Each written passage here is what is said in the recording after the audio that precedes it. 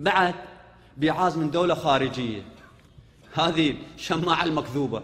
في عام 1399 طبعا الدولة الخارجية مقصودة إيران، لأن ما يدخل إيران هي تركيا دولة أوروبية أمريكا، بس هي عادة تقصد إيران، وأنا بجي في هالحكايات أيضا بنعلق عليها.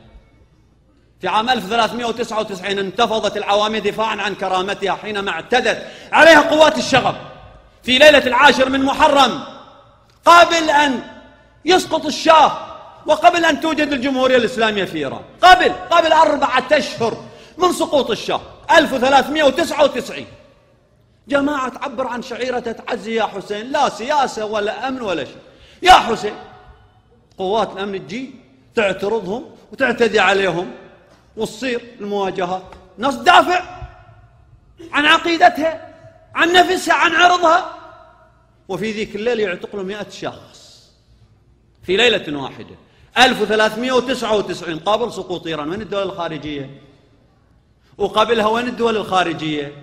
عيب، استحوا على وجوهكم. إيران دا قايمة تصنع قدرات عسكرية، فيكم خير روحوا صنعوا بدل هالحكايات.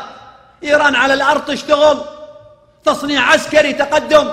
إحنا ما لنا شغل على قضية إيران وما، بس أنا أتكلم عليكم أنتم العقلية، بدل ما تحكوا هذا الحكاية بإيعاز دولة خارج. تفضلوا اقطعوا علاقتكم يا إيران، اقطعوا علاقتكم يا إيران، فكونا شكوا إحنا كل شيء. قلتوا دولة اتجرأوا وقولوا اسم الدولة، ما عندكم جرأة حتى اسم الدولة تذكروها؟ تخلوا المخابرات والسفل يجوا يحجون في التعليقات وما شابه. تفضل يا وزارة الداخلية قولي من الدولة الخارجية وتفضلوا تحاكموا وياهم، ليش تدخلون احنا الشعوب؟ تفضلوا إذا فيكم مرجلة. كل قضية قالوا، بعدين في الأخير هناك قالوا سنضرب بالحديد في مقطع آخر. تفضلوا اضربوا بالحديد الدولة الخارجية، تضربون احنا؟